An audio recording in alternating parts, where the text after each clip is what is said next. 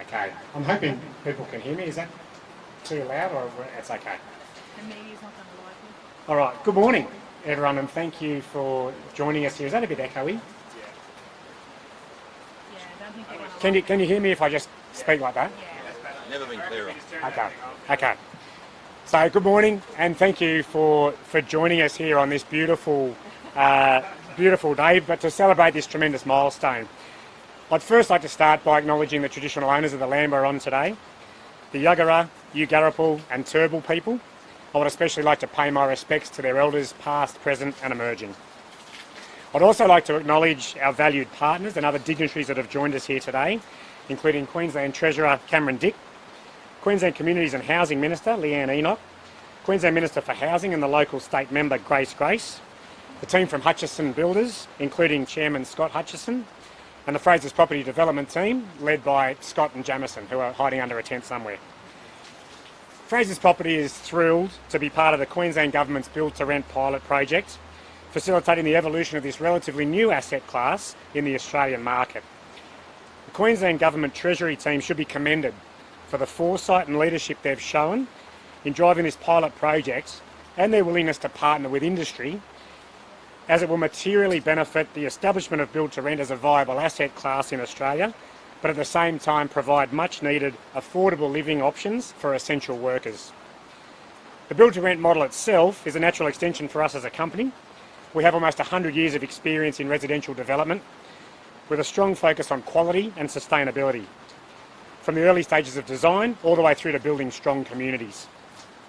Together with our sister company Fraser's Hospitality, we look forward to not only delivering an amazing building, but also an exceptional living experience for future residents through our service and management capability. After years of meticulous planning, we're ready to get started on our very first build to rent venture, Brunswick & Co. Everyone at Fraser's Property feels very privileged to be delivering this iconic project, which will set an industry benchmark in quality, design and service. We look forward to redefining the renting experience and playing a pivotal role in the broader urban regeneration of this vibrant part of Brisbane. Congratulations to everybody involved. I'll now hand over to our Executive General Manager of Development, Cameron Leggett. Thanks Anthony. Morning everyone. I'd also like to acknowledge the traditional owners, the Honourable Treasurer, Minister Grace, Minister Enoch, Scott Hutchinson's and the Hutchies team and all our consultants.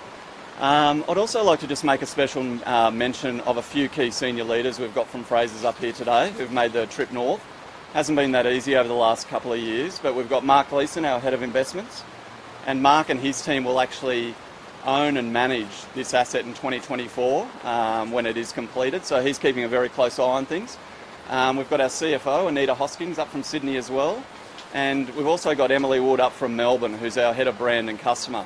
I promise you haven't flown to Melbourne, this is Brisbane, so you're in the right place. This is a very special project for Fraser's, and I say that for two reasons. The first one is it's always great to come into a precinct like this where there's a lot of change going on and be a part of it.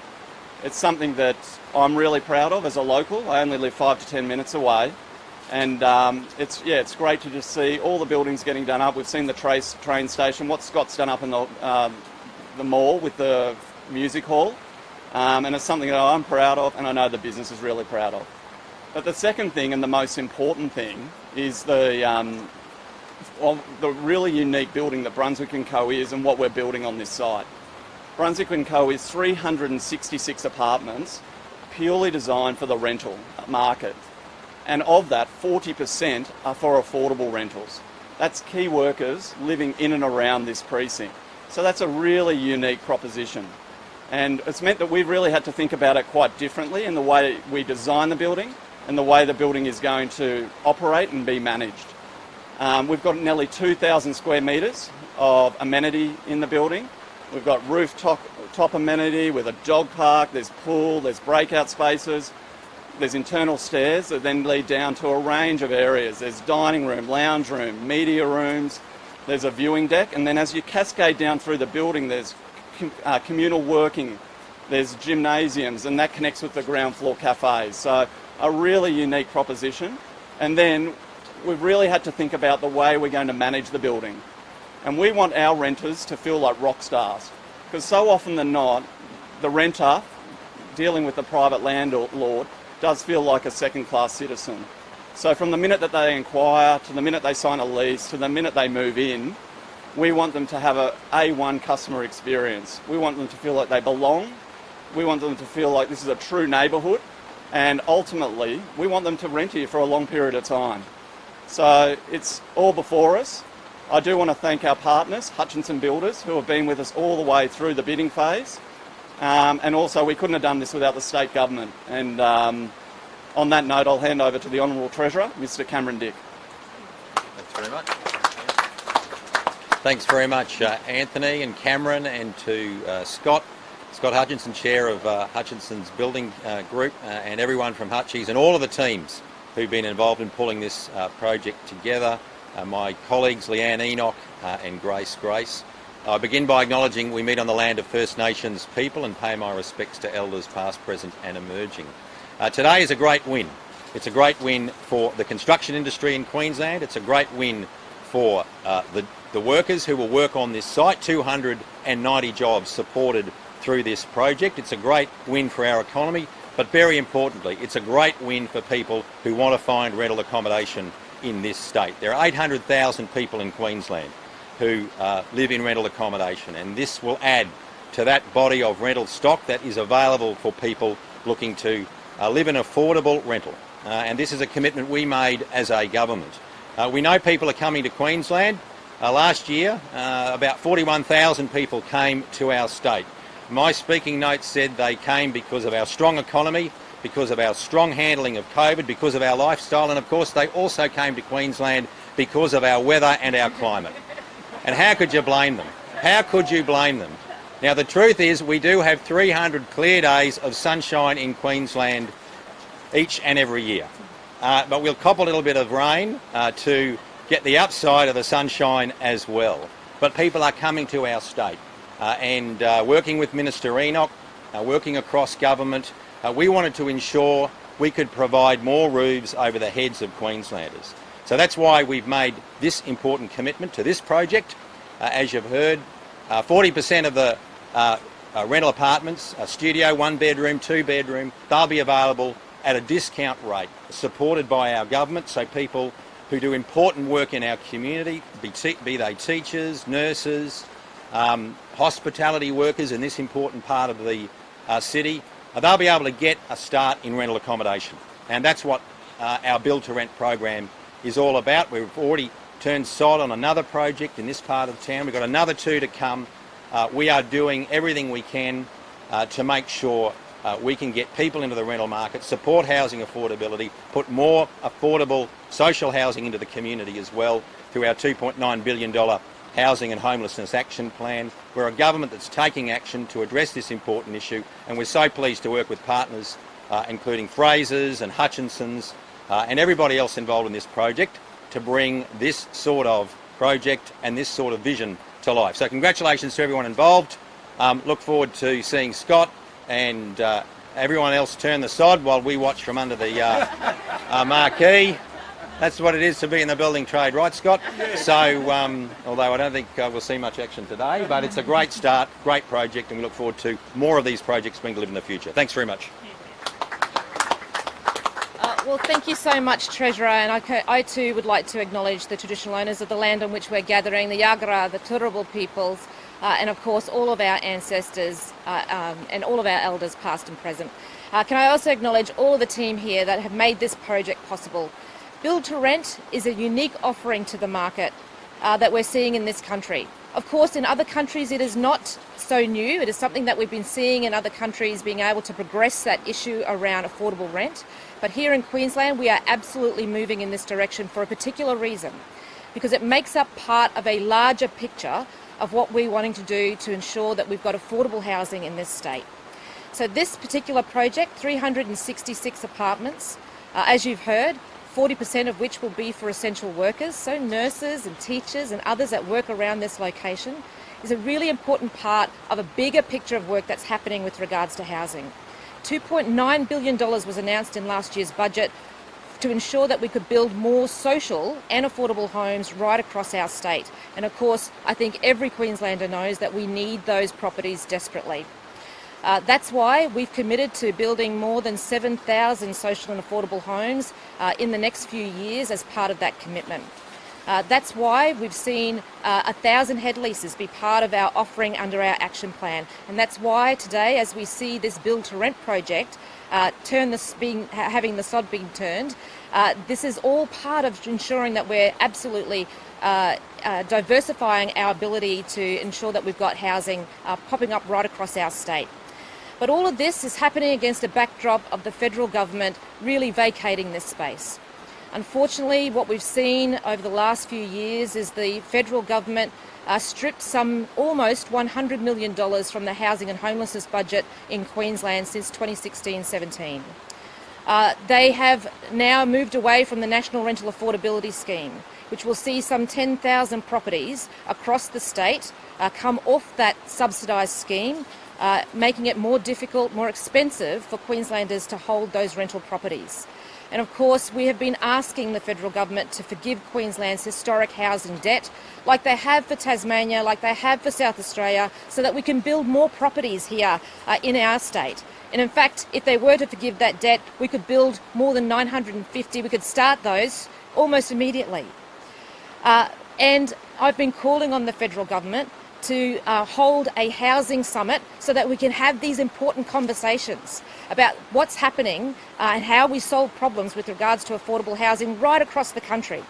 Build to rent is one of those options, and I'm very proud to be part of a government that's been working with Hutchinson's and of course with Fraser's to be able to see this project come out of the ground. And of course this is the second of our pilot projects with regards to build to rent.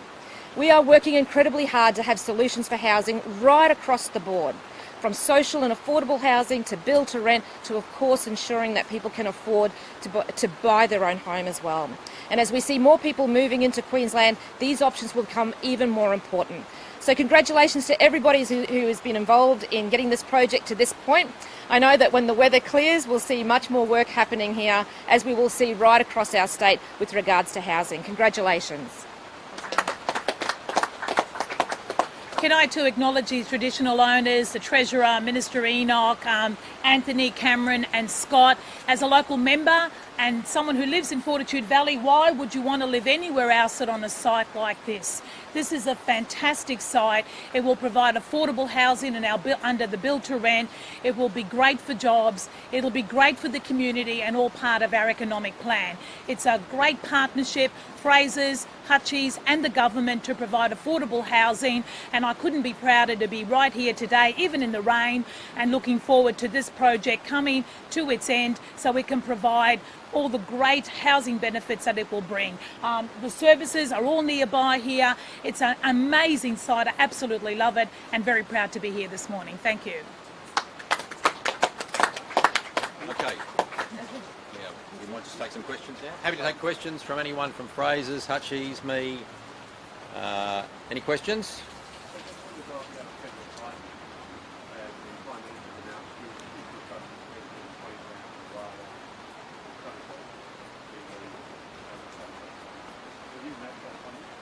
But we always welcome infrastructure commitments for Queensland, given that we are the growth state of the nation, and a growing state deserves a growing infrastructure investment. We have done the business case and we've made the investment on the Faster Rail project for Logan and Gold Coast, so we put our money in and we're pleased the federal government's matched it. When it comes to the Sunshine Coast, I must express a bit of surprise at the dollar figure the federal government's put on that. They think they can deliver the project for $3.2 billion. That's not the advice we've received previously, that it would be a more expensive project. But seriously, a rail project in 2032 is an important thing. But I'm worried about 2022. I'm worried about recovery and relief from the natural disaster we faced about a month ago. Now, we've had a claim in with the federal government, a very sensible proposal of $771 million. We're happy to split that. We want to split it with the federal government. We gave that to them more than a week ago. I was very polite yesterday. I made a plea to the federal government. I find today they want to put $3 billion into projects over a 10-year period. I want to know what we're going to do for families who live in Rocklea and Goodna. They don't live in LNP seats on the Sunshine Coast, but their homes have been wiped out twice in 10 years. We need to do better as a state and a nation. And I'm sick of Scott Morrison making these announcements that are off for 5 or 10 years when we need action today.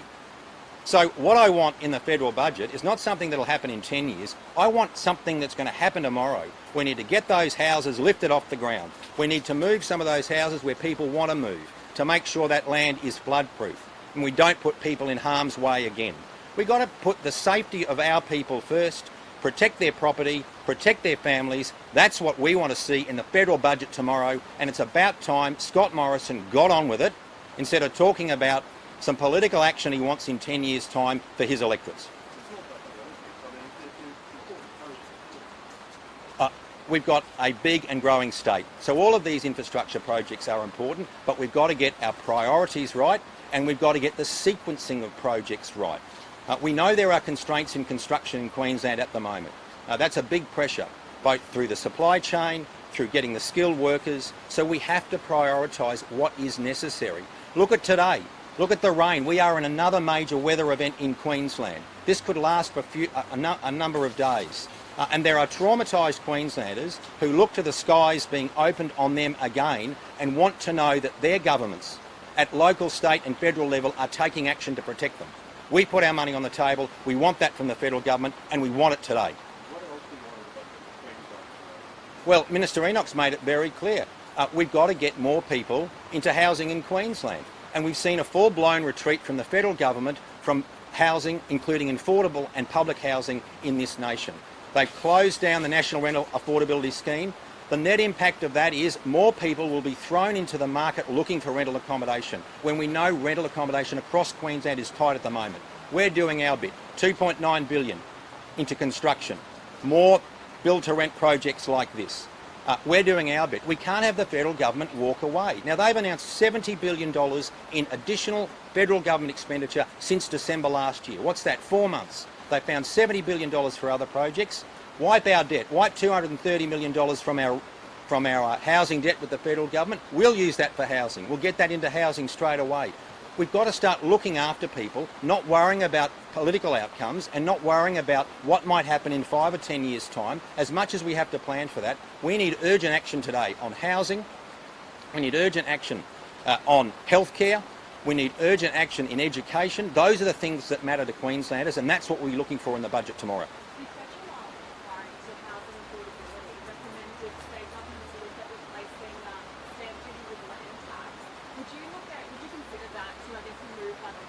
Well, New South Wales has talked about replacing stamp duty with land tax, and they've been talking about it for 2 years. It was a signature project of Dominic Perrottet, and I made it clear at the time, it is a difficult and complicated thing to execute, but they've now stopped dead in the water in New South Wales.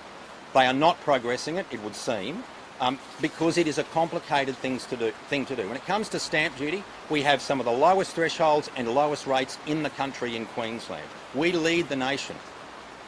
If New South Wales and Victoria did what we did, housing affordability would be a much different story in this country.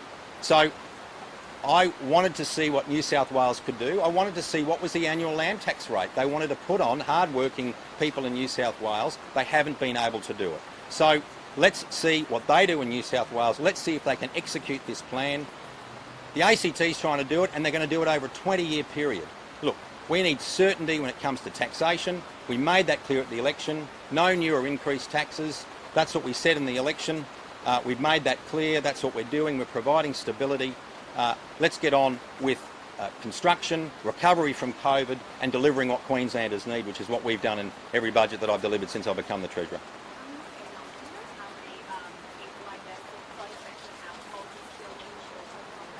Yeah, currently we've just got over 100 people who we've or households rather, that we've been able to support into temporary accommodation.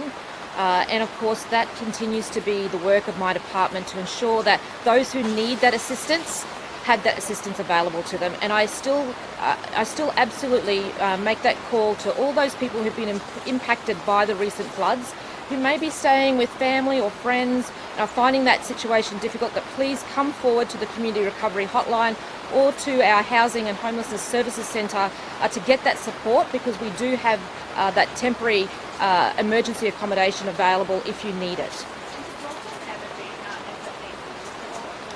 So we're very fortunate in Queensland that, of course, we have got the Well Camp facility in Toowoomba, and that certainly was part of the mix made available to those people who were requiring it. At this stage, we've been able to utilise other locations, and that's been very useful. So the fact that we still have that is a really great asset to Queensland, and if it's required, we'll be able to use it. Okay. Everyone good? Thank you. All right. Thanks very much. Thanks, guys. What's the next step? The next step.